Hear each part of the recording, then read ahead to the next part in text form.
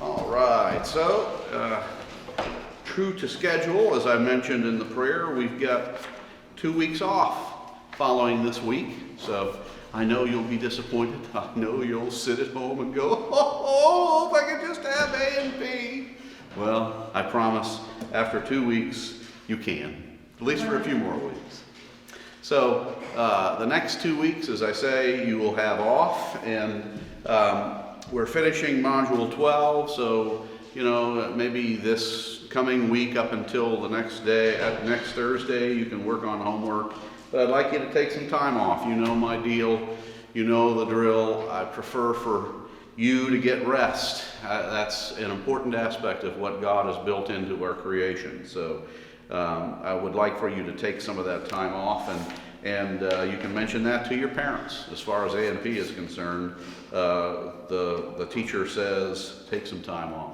So when you return, we'll finish a couple of modules, and we'll do a couple of labs, and we'll be done. So you have some stuff to turn in to me today, I believe, and then we'll be catching up on that as we go as well. But we're heading towards the end. It's hard to believe how time flies when we're having so much fun.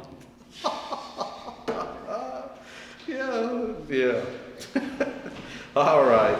If you would turn to the middle of your notes, and let's see where this is in terms of the textbook.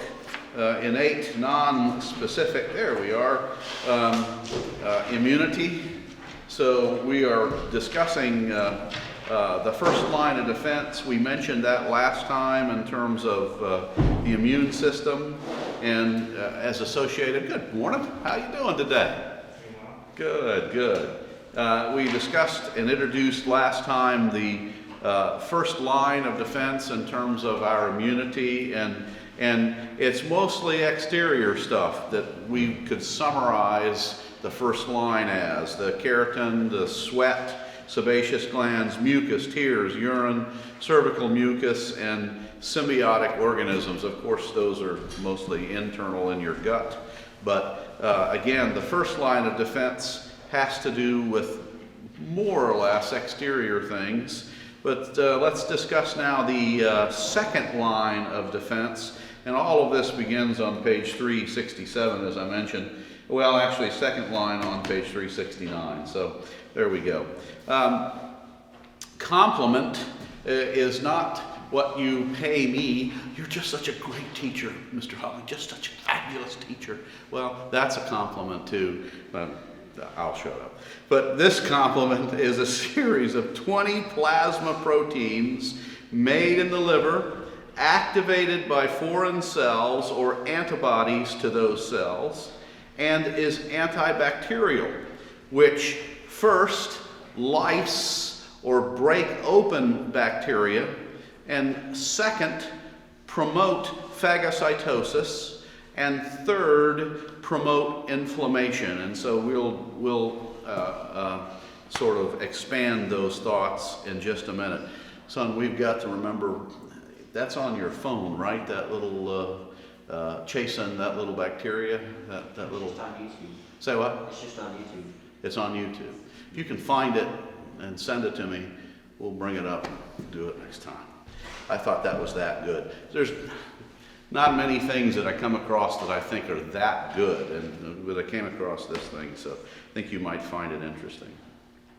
So interferon is an antiviral protein produced by individual cells. When the cell is infected by a virus, the cell will die. Before it does, it produces interferon that won't save the cell, but it signals neighboring cells to strengthen themselves against attack. At one point, it was thought that interferon would be a tremendous boost in treating cancer, and sadly that has not necessarily come about. Still could. In other words, interferon infusions, something similar to what my wife receives in terms of immune factors, but that hasn't happened as of yet, but still could. So the white blood cells attack bacteria and viruses and are nonspecific. Neutrophils are phagocytes that chew up some invaders.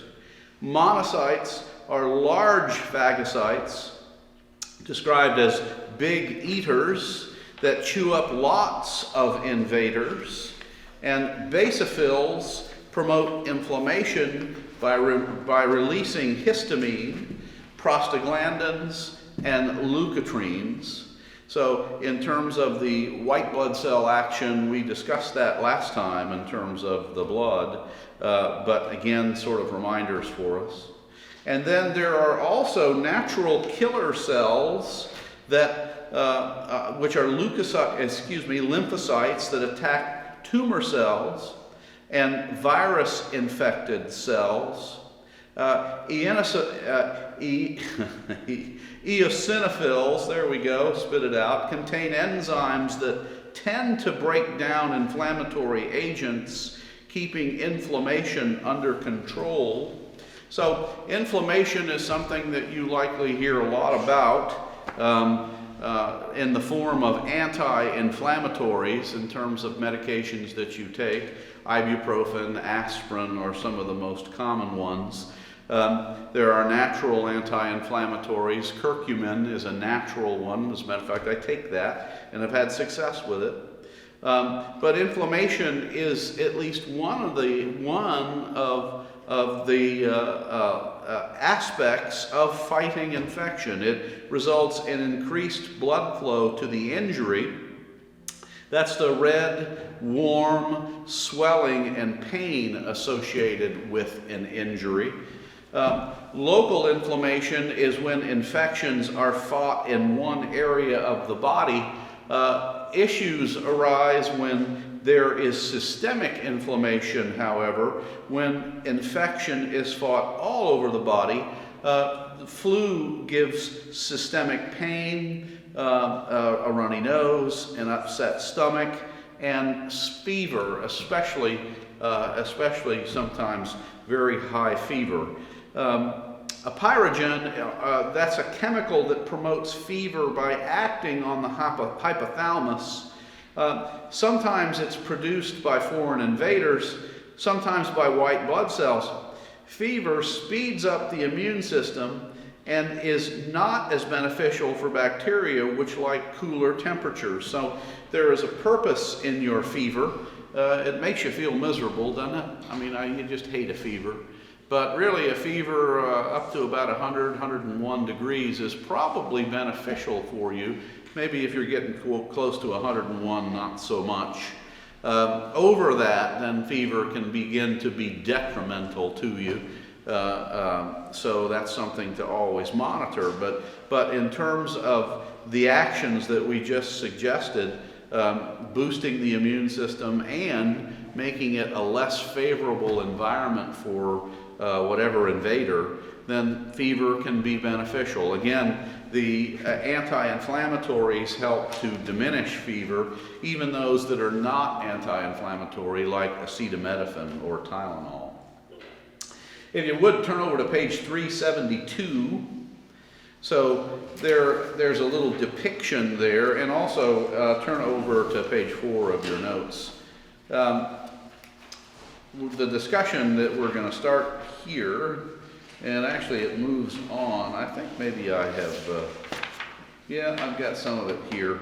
So we'll discuss this there. But we're going to talk about acquired specific immunity or humoral immunity. And the official discussion of that, let's see, I guess it does. It's pretty much right in here. Oh yeah, page 371, of course, I just went too far.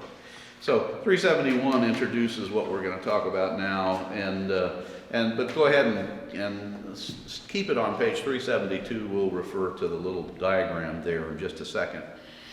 So humoral immunity is immunity which comes from antibodies in blood plasma against specific antigens which can be found on the plasma membranes of cells.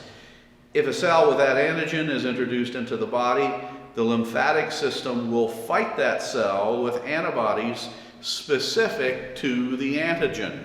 The problem with finding a cure for the cold virus is because it is constantly mutating, and part of the issue there is that of course cold viruses invade cells and they're less able to be tracked, but in terms of fighting them, they're constantly changing. The DNA in those things are constantly changing, so it's hard to come up with one vaccine against a virus that is constantly on the move. That was the concern about the COVID virus, I might add. I'm sure you've heard that as well, the different strains or versions that have recently, as a matter of fact, come into the United States. That doesn't seem to be the problem that some were worried about. It looks like the vaccines seem to be fairly effective against the various strains thus far, so we'll just have to see. Antibodies are made of 4 polypeptide chains, 2 identical heavy chains, and 2 identical light chains. So sort of keep in mind what we're looking at there on page 372. Arranged in a Y shape, the 2 tips of the Y are variable regions, antigen binding sites that vary from antibody to antibody, allowing it to specifically attack and bind to one kind of antigen. The constant region, in terms of these things, the constant region there, as you see, is displayed in what looks to be like blue-purple. So the constant region is the rest of the chain, and it determines which of 5 classes the antibody is. So it is IgG, which promotes phagocytosis, binding to the antigen with the variable regions, and then bind to macrophages with their constant region. So in terms of IgG, that's the first. IgM grouped together as a complex of 5 antibodies binding to antigens with their variable regions and using their constant regions to activate complement proteins. IgG antibodies can also fight this way. So again, these are descriptions in terms of how these antibodies are activated and how they do their work. IgE helps initiate the inflammatory response, attaching to basophils with their constant region. When they attach to an antigen with their variable region, the basophil is stimulated to release the inflammatory agent, not agents. So, and then IgA are antibodies secreted into body fluids, tears, saliva, mucous membranes, breast milk.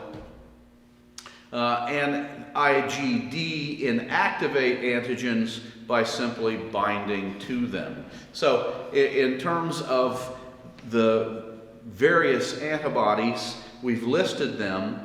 The way that they fight antigens, again, right in the middle of your notes there, they bind directly to them, they bind the antigens together in groups, they activate complement, they stimulate phagocytosis, they stimulate inflammation. So again, with respect to immunity at large, that's what's going on with these various agents. I've mentioned to you in the past, for what it's worth, and it's worth a lot to me, but very important. My wife is immune suppressed, and she has been receiving immunoglobulin infusions for 9 years now, and it has actually helped to some degree. Her numbers have gone up actually on the IgG, but the other numbers, sadly, in terms of, and what they're measuring really is IgM, IgA, and IgD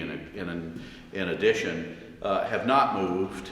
And sadly, the insurance company this year, these things are not cheap. So the insurance company is not excited to pay for these infusions, which she needs.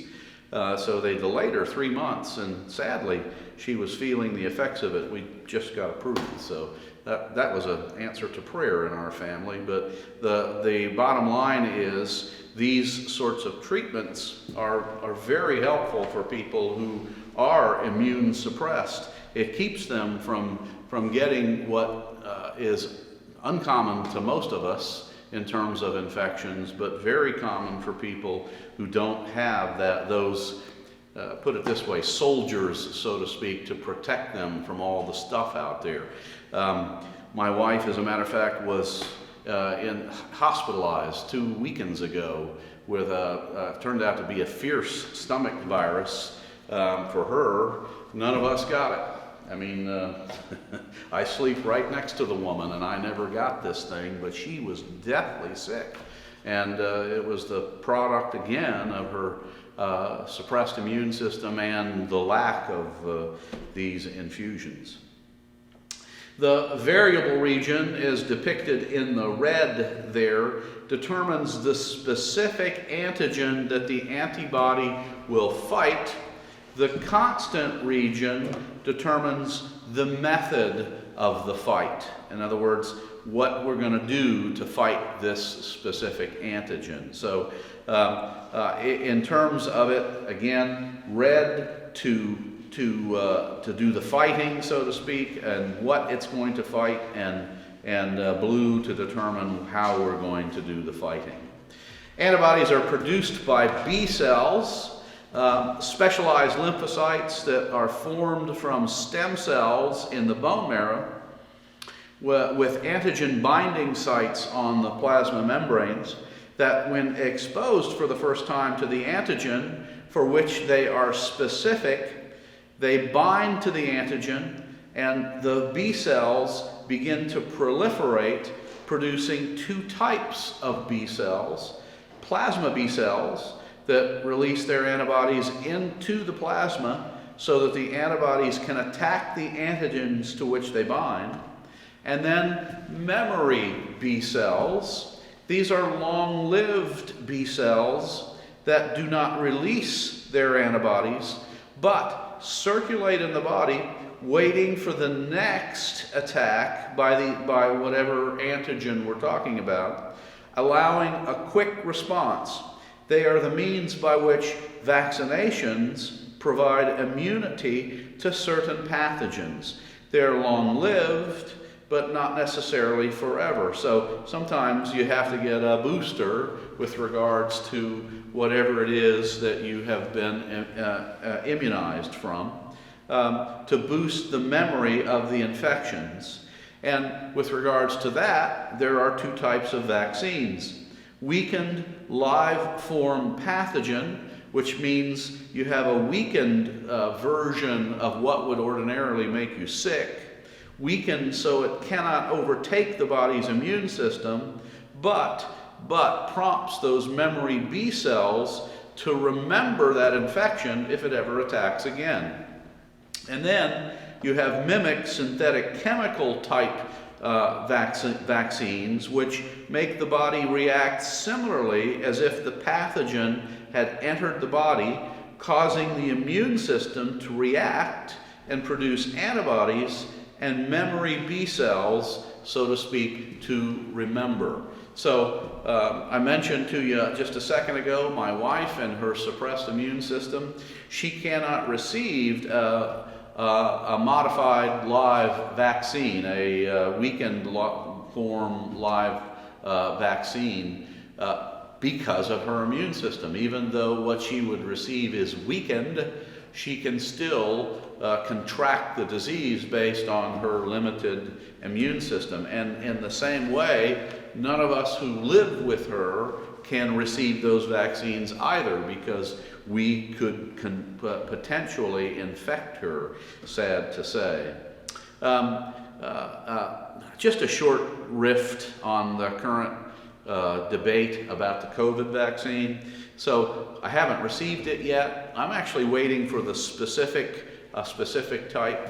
And I'm not advocating this, and I don't make any money by saying this, but I am more interested in the Johnson & Johnson version. It's based on older forms of vaccine development. It's the way most vaccines have always been produced, as opposed to the newer mRNA vaccines. I think those are fine. I think most of the test results show that everybody is receiving those mostly without incident. There certainly have been, though, and what's sad about our current situation in terms of communication is that the exceptions are not necessarily being communicated, and I think everybody needs to be informed with respect to what's going on with these things to make the right decision for themselves. By and large, the vaccines have been very successful, and they seem to be producing immunity in the people that receive them. But apparently, there have been some terrible reactions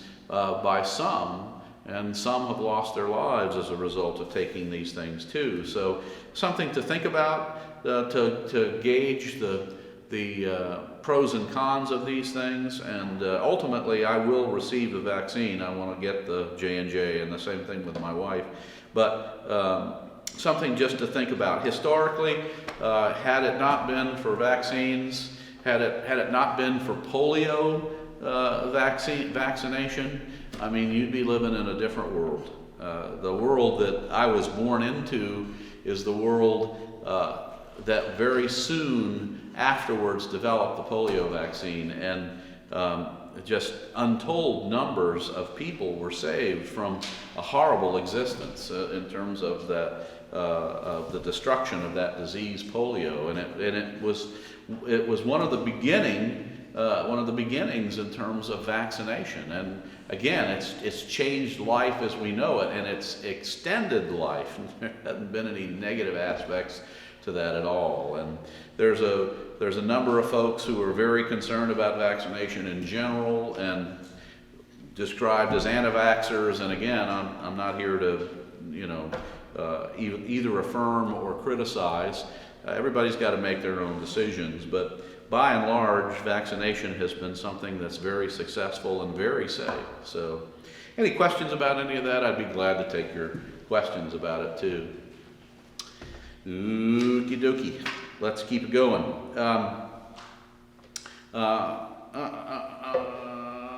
Over to page 5 of your notes. We're actually closing in on it early today, and that's very appropriate given the craziness of today. So, acquired immunity, specific immunity, if you would turn over to, part 2 is on page 374. So this is acquired specific immunity, part 2, cell-mediated immunity. So this is immunity that comes from the actions of the T lymphocytes, or T cells, that originate in bone marrow and mature in the thymus. They have antigen receptors that recognize molecules which are on the plasma membrane of other cells, thus distinguishing cells that belong in the body from those who don't. So when a body cell is invaded, it produces an MHC, or a major histocompatibility protein, or proteins that are not part of the, quotes, fingerprint for body cells. So it makes it look foreign. And it makes it look foreign, as I say, to these T cells, these T lymphocytes. When a foreigner is detected, the T cells then produce 2 types of cells. The effector T cells, they attack the infection, and as a matter of fact, there's 3 types of those. There are cytotoxic T cells, or killer T cells, that recognize and destroy foreign or infected cells by puncturing them. There's helper T cells, which stimulate the production of B cells and cytotoxic cells. The AIDS virus destroys helper T cells, thus limiting B cell and cytotoxic T cell production and weakening the immune system. So again, the AIDS virus is the acquired immunity,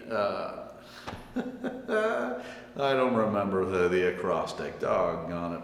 The bottom line to it is the AIDS virus does not kill you, but what it does is minimize your defenses such that you are unable to defend against other things which then come along and get you. There's been tremendous advances made in terms of defeating and living with that AIDS virus in the 30 years, 35 years that it's at least been noted and fought against. Many people survive AIDS now. That was not the case when it began. It was largely thought to be a plague that would not be stopped, and the predictions there turned out to be very, very wrong as well. There are also delayed hypersensitivity T cells which respond to antigens by releasing chemicals which promote inflammation. These are active in allergic reactions such as burning and the itching of poison ivy. So these delayed hypersensitive cells, anybody here ever gotten to poison ivy? Oh, something else, ain't it? I guess they say steroids can help. I've never done that. You know, I was a kid, I lived in the woods in Florida. There must have been poison ivy everywhere, but it never bothered me. I wasn't sensitized to it.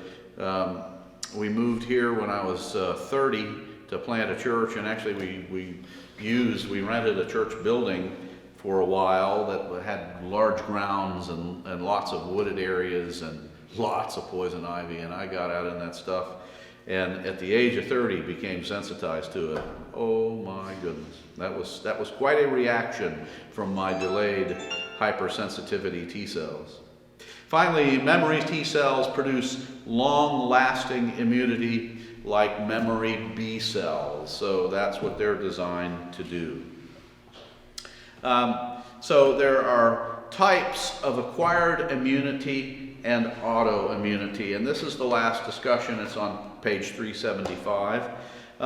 Active natural immunity is the acquired immunity which comes from being exposed to a pathogen. So if you get exposed to something, some pathogen, you will develop some forms of immunity towards it. And as far as I know, I had never had the chicken pox. And 64 years old, never had that. And my wife was pregnant with our fourth daughter, and I would have been, let's see, that was 1994, so I was 38. And two of my kids, including what was my youngest at that time, she was 3, came down with chicken pox. And so here my wife goes delivering at the hospital, and I'm left with my 3-year-old who has chicken pox and is miserable and cannot sleep and insists on sleeping with daddy and coming into the bed with me while mommy is gone, terrified of both things. Well, I didn't get it. As far as I know, I have never had it, and right next to a kid that was, oh my, did she have the chicken pox. I never got it. And so here's the bottom line to that. Somewhere, somehow, perhaps I was exposed and had natural active immunity to that virus. Maybe it was a slight exposure and I never noticed it. My parents never noticed it. But the bottom line to it is I was surely exposed then and did not contract that terrible stuff. So interesting the way God has created us. There's active artificial immunity, and that's immunity that you receive by taking a vaccine. There's passive natural immunity, and that's immunity received from mother, both when you are in utero and then after you are born, if your mother breastfeeds. There's tremendous immunity value in that.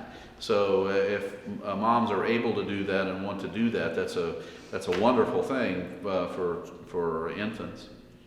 There is passive artificial immunity.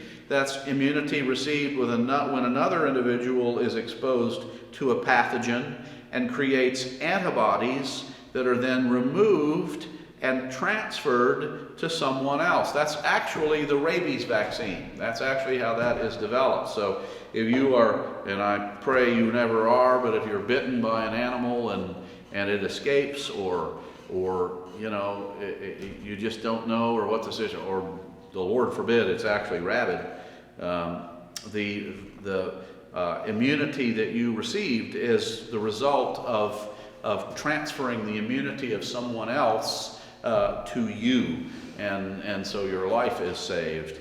As a matter of fact, the monoclonal antibodies that are now being used with great success to treat COVID patients, President Trump received those after he had contracted COVID and felt better almost immediately. Within 24 hours, many symptoms were gone.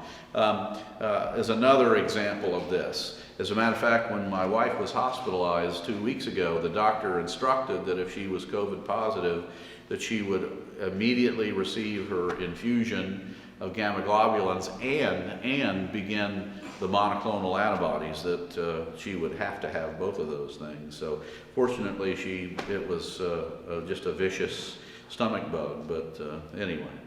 And then finally, the autoimmunity aspect. The body cannot differentiate between the MHC of its own cells and that of others, and starts attacking itself. Multiple sclerosis is an autoimmune disorder in which the lymphatic system can't distinguish between the neuroglia of the body and invader, and begins attacking the myelin sheaths of the nerves, and so there is loss of control of skeletal muscles and sensation loss. Another aspect of that is something called the Guillain-Barré syndrome, and I think I've mentioned this to you. I mention it every year, but my youngest daughter, actually the one I just told you about, that had was the youngest daughter, my third daughter, that had the chicken pox when she was in ended first grade. The last few days of first grade, she had been sick, and then started to feel bad, and we had her to the pediatrician. Well, she felt bad over the weekend, had her there Monday. They tested her, that's a strep infection, so they were treating her for that. Tuesday, she was worse, called them and said, just stay on the medicine, it should get it. Wednesday, she was still worse. As a matter of fact, she said it was really hard to walk. It hurt so bad she could hardly walk. So this time I packed her up and took her in and insisted on seeing the doctor. And the guy that had seen us wasn't there. Her regular doctor was, and he checked her over and said, you know, I don't like this, but it seems like maybe it is the strep. And so we went home. We weren't there 5 minutes when the phone rang, and it was this doctor, Scott Denny. Some of you might even go to him, but said, I want to come out to the house, and he did. He drove out to our house in Harvest and examined Carissa on the couch, did the little routine where you're sitting on a chair and they tap to see what your reflexes are, which of course has to do with the nerves. And specifically, what we're talking about is the myelin sheaths there. Are we having some action? And her legs didn't move. So he said, what I want you to do is pack her up and take her to the ER immediately, which is what we did. Turns out she had this syndrome called Guillain-Barré, which various people have had. It hits adults harder than it does kids, but it does the same thing as multiple sclerosis, only it usually is not permanent, at least in most kids. It got to the point where it began to affect her heart, because of course that's muscle tissue. And but she was in the hospital and receiving care, and by that week's end, it had begun to reverse. So we were able to take her home. Some kids get to the point where they have to be on heart machines, on ventilators, in order to see this thing through and then begin to rally. And then they need PT after that. She didn't, but it was quite the deal. So autoimmunity can be something quite scary. Well, that's all we got. How about that? We finished early.